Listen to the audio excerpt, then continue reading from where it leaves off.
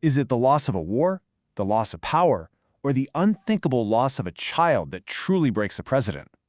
When we look back at the folks who've held the highest office in the United States, we almost always picture these grand moments of triumph.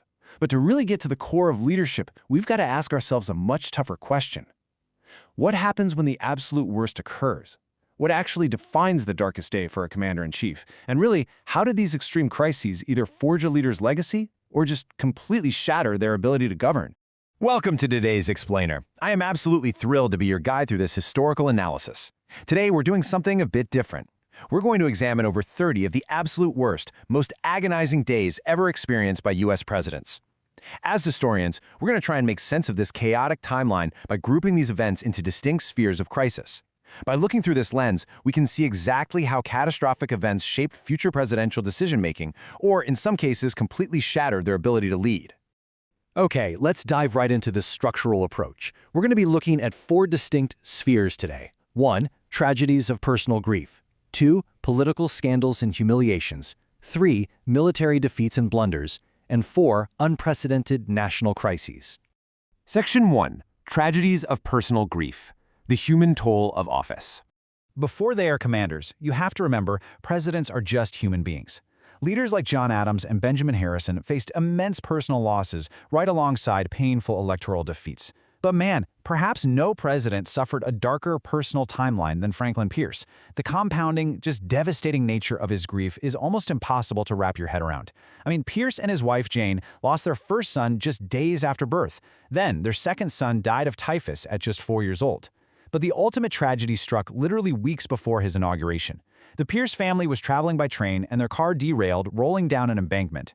Pierce actually survived, but he found his 11-year-old son Benjamin crushed and nearly decapitated in the wreckage. He tried so hard to shield his wife from the horrifying scene, but it was too late.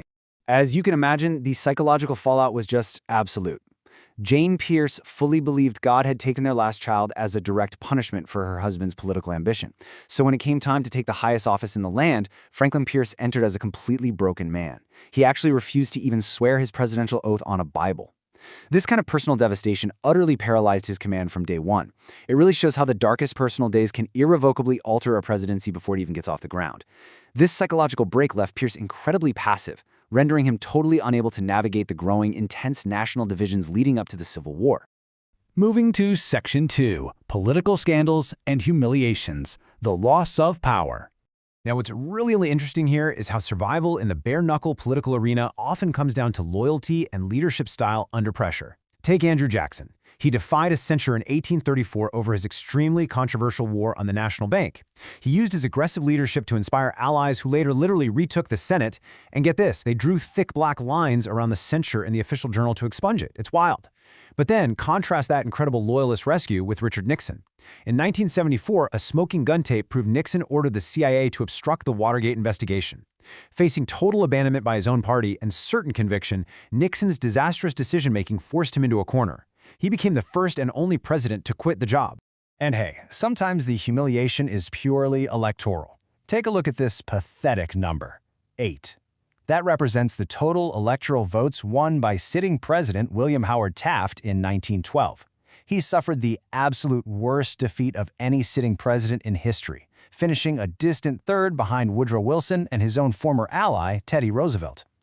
The embarrassment was so severe, Taft was actually reportedly seen crying during the campaign. Political dark days also encompass these moments of unprecedented institutional chaos. Back in 1868, Andrew Johnson violated the Tenure of Office Act by trying to fire his war secretary, and that led straight to his impeachment.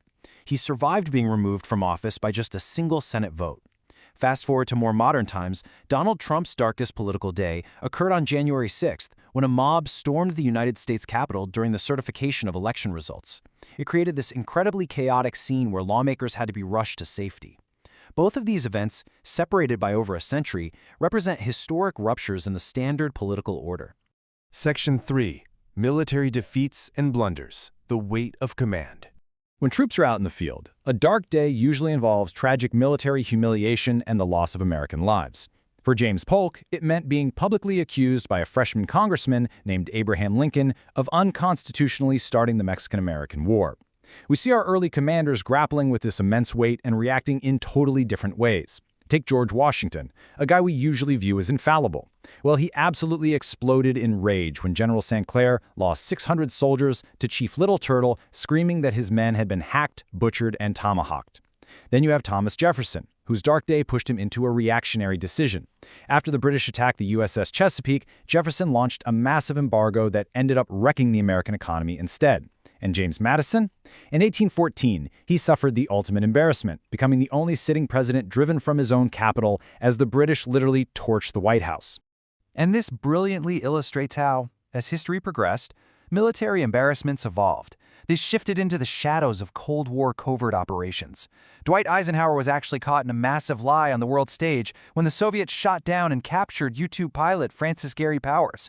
Eisenhower was so humiliated by this exposure, he allegedly told an aide he just wanted to resign.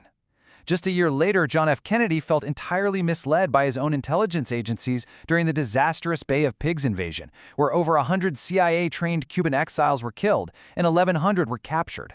But here is the fascinating part for us historians. This crushing humiliation directly shaped JFK's intense skepticism of his military advisors later on. It deeply influenced his much more cautious and ultimately successful decision-making during the Cuban Missile Crisis. Sometimes a military disaster unfolds through agonizing, cascading failures on a single day. Let's walk through this. In 1980, Jimmy Carter launched Operation Eagle Claw. This was a highly secret mission to rescue 52 Americans held hostage in Iran. But right off the bat, harsh desert conditions caused critical helicopter malfunctions. Then, in the absolute chaos of the operation, a helicopter collided with a transport plane, killing 8 American service members. The mission had to be aborted, the hostages remained captive, and Carter would later call it the worst day of his life. The shock of a sudden military loss can abruptly alter a presidency's entire foreign policy. On October 23, 1983, Ronald Reagan faced a horrifying disaster in Beirut. A suicide truck bomb carrying 12,000 pounds of TNT struck a Marine barracks. It killed 241 American service members who were there strictly as peacekeepers. The sheer devastation of an enemy they never saw coming was just so profound. The shock of it drove a massive policy shift, with Reagan totally withdrawing U.S. forces from Lebanon within 4 months. Section 4. Unprecedented National Crises. The nation's darkest days. Now we move from the micro to the macro, where a president's darkest day becomes a catastrophic trauma shared by the entire nation. It is the ultimate test of leadership. 620,000. It is a staggering number to even comprehend. That's the total number of American lives lost in the deadliest conflict in U.S. history, the Civil War. Abraham Lincoln spent his first 5 weeks in office desperately trying to save the Union through diplomacy. But when Confederate forces fired on Fort Sumter, diplomacy failed. That single crisis forced Lincoln to grow into a wartime commander who would ultimately have to reshape the nation's very foundation. Here's another devastating number: 2,400. That is the number of Americans killed on December 7, 1941, what Franklin Delano Roosevelt famously called a date which will live in infamy.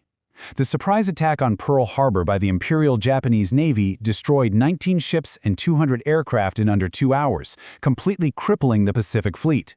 This sudden crisis forced an immediate, hard pivot from isolationist policies, instantly plunging Roosevelt and the entire nation into World War II.